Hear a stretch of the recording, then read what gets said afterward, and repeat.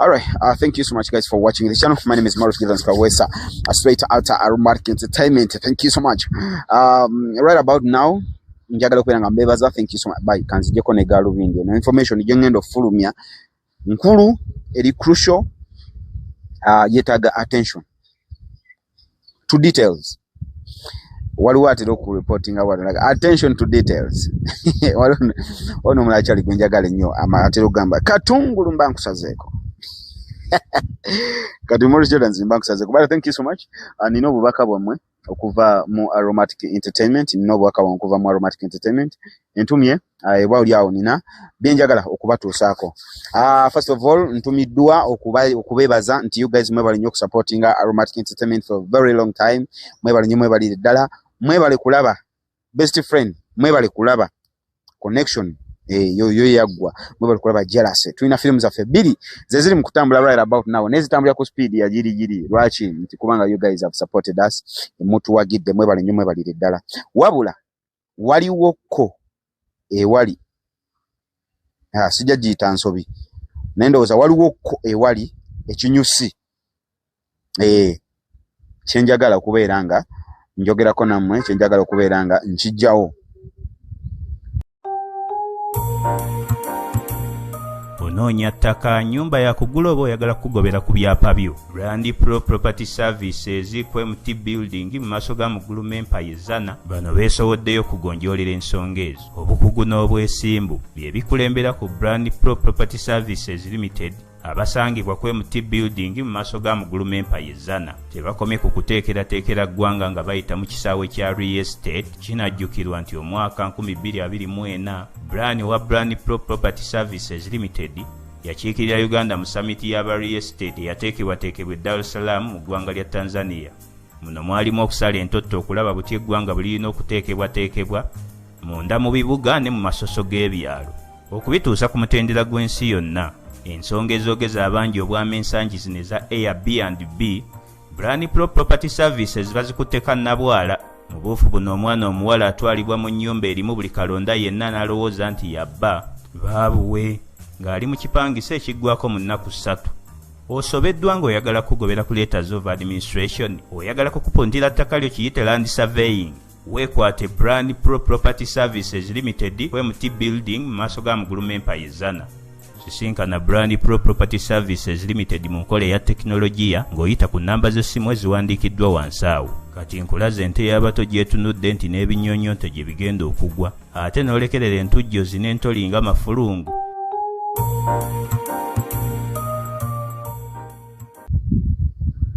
Tuyina best friend. Njagala mumpulirize bulungi. Aromatic Entertainment olunaku olwaliro efulumizza ekiwandiiko nga kikwatagana ku best friend. Oba oli awo temwatutegeera bulungi.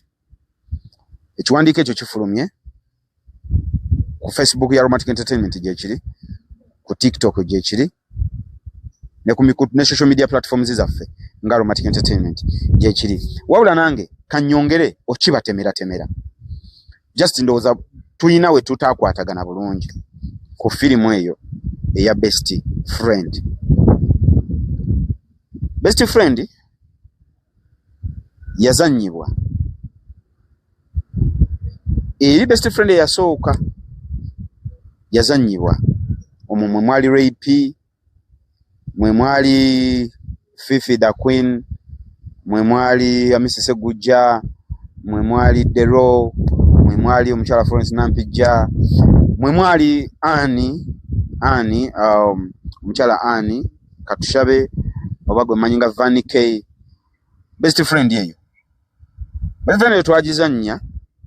Aromatic Entertainment yagikola. Nemala negikola ne stage play.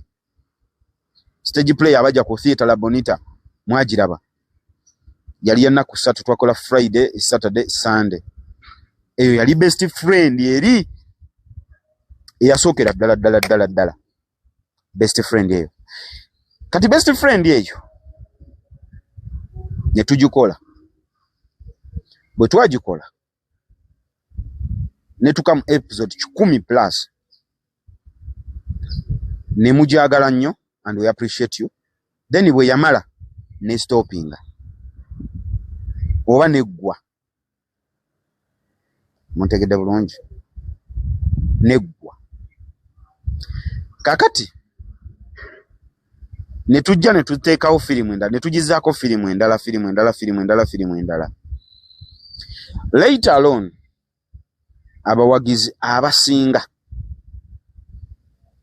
ne bagamba nti bannaaye mutuddize best friend ffe tetwamulaba oba ffe tetwamutegeera twagala kuddamu mulaba tuddemu tumutegeere.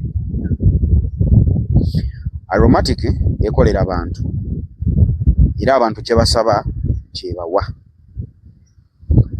Aromatic nekwata film ya best friend recently this very year nekwata film ya best friend negikomyawo ku channel eya Trust Films okusinzira ku demand eyali katale, okusinzira ku demand eyali mu ba viewers, okusinzira ku demand eyali mu ba customer baffe. Olwaliwo bwe manga nze Morris nga ntunda ngatto, waliwo akagato ke bayita samba abakazi baakaagala nnyo, nenkaleeta ku dduuka kasamba mu kalazi ejjenjawulo nenkatunda for a long time, nenkatunda ne kaggwawo, nendeeta ne Adidas nayo ne bagigula, nendeeta ne Django nayo ne bagigula, nendeeta ebika by'engatto ebirala bingi byonna ne babigula, naye ne wasigala nga wadde bagula kino naye nga babuuza nti ate kasamba tokyakalina. Mpalirizibwa okuddamu okusobola samba nengikomyawo katale kubanga abantu baba bagidimandinga nnyo, demand eba waggulu oba muntegeera. So olwa demand eyo yaliwo ne tusalawo ne tuzza best friend. Obuli yennyini owa Tara owaba Fifi owaba Fifi ne tumukwata ne tumukomyawo. Kakati tumala omumukomyawo atambula okuva ku episode esooka paka ku episode ey'61 yava mu episode 1 paka mu episode 61 oli best friend omukadde ava ku episode 1 kati wano wewali ekinyusi wano wenjagala twongere okutegeera. Best friend omukadde yatambula okuva ku episode 1 paka ku episode 61. Bakama baffe ndooza ne batuula ne bagamba kati best friend ono katubawe ekipya, ntegerekeka katubawe ekipya. So bwe batyo ne batuula ne bawandiika best friend. So best friend oyo okuva ku ne bagamba tukole best friend omulala, so si best friend season 2 nedda. Era wagenda ku channel eya Trust Films noteekamu oba nogenda ku YouTube noteekamu best friend season 2 tojja gifuna, teriiyo. Best friend okuva ku episode ey'62 n'okudda waggulu, it's a continuation of best friend season 1 ebaddeko ku channel ya Trust Films ng'etambula. Wabula ekyakyuka okuva ku channel okuva ku episode ya 62 n'okudda waggulu, abazannyi baakyuka n'olugero lwakyuka. Oba muntegedde, abazannyi baakyuka n'olugero lwakyuka kubanga nja kuwaako ku bazannyi abamu abali mu season sorry abali mu episodes okuva ku episode 62 n'okudda waggulu nga tebaalimu mu episode okuva ku episode 61 n'okudda wansi. So gwe nawe abadde abuzaabuzibwa ng'olowooza nti nno tukyali okuva ku 62 okudda waggulu nti tukyalaga biri ebikadde. Mukwano duka Bunnambiro olabe Best Friend season 2 ebirimu bipya, abazannya balimu bapya, olugero nalo lwakyuse wadde ng'erinnya lyasigadde nti Best Friend naye olugero lwakyuse n'abazanyi bapya. So n'olwekyo duka Bunnambiro ogende ku channel emanyiddwa nga Trust Films olabe efilimu gye bayita Best Friend, kubanga Best Friend okuva ku episode ya 62 n'okudda waggulu bintu byonna byakyuse bipya. So gwe wenna anyway nga sinnaba kutuuka eyo njagala kubanjulira, njagala kwebaza nnyo mwebali ddala. Thank you so much guys for supporting us. Thank you for supporting Aromatic Entertainment. Naye njongera okubajjukiza era nti channel eno oba program eno eteekebwamu ssente banafa ba Nikan Resort Hotel. Nikan Resort Hotel nga bali Luweza Katale ate nga bakugamba nti nno mu kiseera kino ekyekisibo oba mwezi guno omwezi gwa Ramadan ku Nikan Resort Hotel tuyinawo futari buli lunaku tufumba futari. So n'olwekyo osobola okujja nobeera nga olya futari gwa tasobola kufumba ate nga ne ku Idi inshallah tulina kye tubategekedde ekyamaanyi era nja kuba nzija no ku channel nkibanjulire mbagambe nti no ku Idi tulinawo kino ne kino ate tulinawo ne live band. Ako mbasuniddeko katono nnyo ku Nikan Resort Hotel tulinawo live band ate ngera buli Sunday Nikan Resort Hotel ebeera ne live band. So n'olwekyo ate nge bayabwereero jangu ku Nikan buli wa Sunday obeere ng'osobola okunyumirwa. Twagenda bannaffe aba legit recruitment agents abo bo batwala abantu bweru. Gwe wena ng'olina muganda wo, olina sister wo, olina mama wo, olina taata wo, olina ssenga wo, olina kojjaawo nga mbutuufu emirimu giganye wano e Uganda gyekuttemu ebintu biganye mbutuufu biganye osobola okubeera nga ojja ku legit recruitment agency netubeera nga tusobola ate okutwala sister okutwala mama wona wegeke nyini tujjangu tukutwale mu nsi z'eweeru osobola okufunira magala ekyo ofuna ekigulira magala eddiba. Tusangibwa Mutundwe kumpi ne Kampala campus. Osobola okujja nobeera nga ate otutuukirira namba z'essimu obwedda ziyitawaawo osobola okutufuna. Legit recruitment agency ebintu byaffe biri legit era nga buwulira erinnya nti legit recruitment agency. Tuwagiddwa bannaffe aba Home Heaven Airbnb atusangibwa wala sino nze buli kaseera mbeera mbagamba bana bagamba nti Airbnb kuba mbanja badde bajja mu inbox nangane Airbnb chechi Airbnb ibeera apartment nga apartment eyo eri fully equipped nga buli kimu mwekiri buli kimu gwe kyolowoozaako kuteeka mu nnyumba nga mwekiri.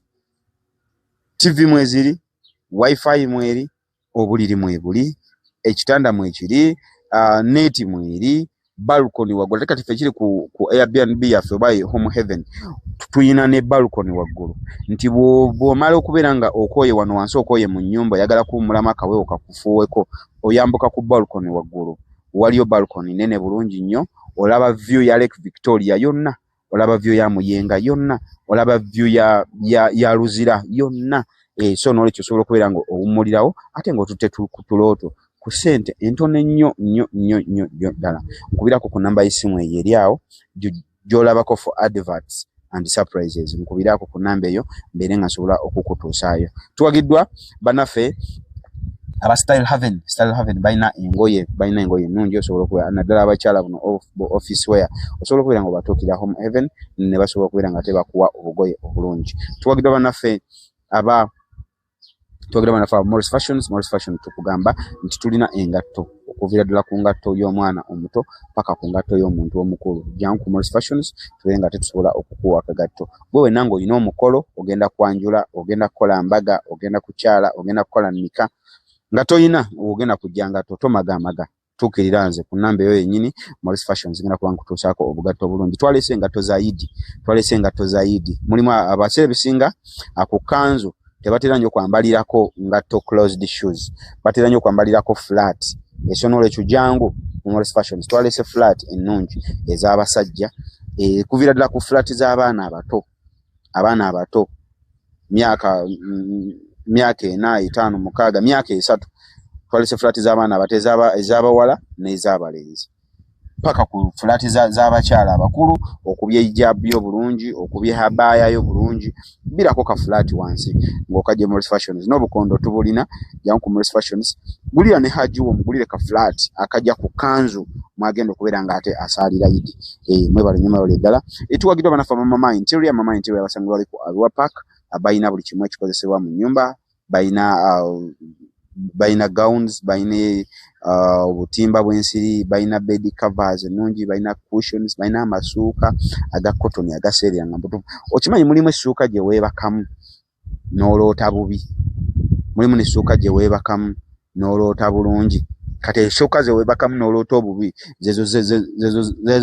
zezo ze mugula eri ne mama interior essuuka ogyebakamu mbutuufu n'oloota ng'oli mu nnyonyi oloota obala ddoola oloota so mama interior naye munoonyeko ali ku Arua Park gwatamanyi ku Arua Park enamba zaffe kwe ziri awo osobola okulanya ku mama interior ate ng'akola ne delivery osobola okubeera ng'oli eyo Bushenyi Mbalala Gulu Soroti Jinja Masaka nga tosobodde kujja Kampala munoonyeko mu inbox gwe just ogule bed cover agikutere ku taxi agikutere ku basi agikutere ku nnyonyi agikuleetere newuunya nti abantu bava London ate ne bagula bed cover Kampala ne tuzitika ku nnyonyi ne tuzitwala ne bava mu America ne bagula engatte Kampala ne tuziteka ku nnyonyi ne zigenda so banaye mwe bali ddala we appreciate your support we will never take it for granted we like it all right nga tuzeeyo ku best friend mbagambye nkiddamu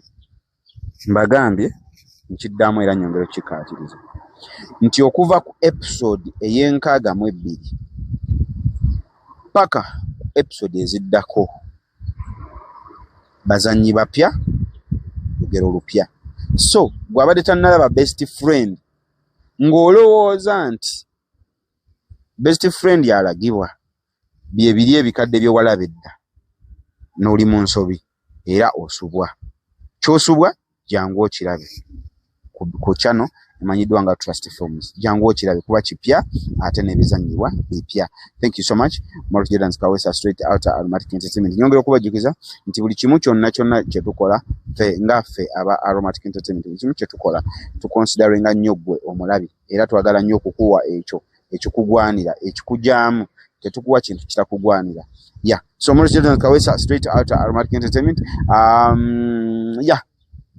Mpozi nyongera nawo kwebaza mwenna abalaba jealous mabali nnyo bali ddala abalaba jealous era nako kali ku channel manyiddwa nga Trust Films webali nnyo bali ddala okulaba jealous ka film kalungi nnyo kayigiriza kasomesa era as usual nga Aromatic Entertainment we always give you edutainment movies. Edutainment kitegeeza oyiga ate bw'onyumira. That is edutainment. We edutain. Yeah, man. So thank you so much. Morris Jordan Kawesa straight out Aromatic Entertainment. Njagala kubatumira mwenna abali mu Abu Dhabi, abali Saudi Arabia, abali Qatar, abali Canada, abali USA. I love you so much guys. Naye abawagizi ba Arsenal mweddeko.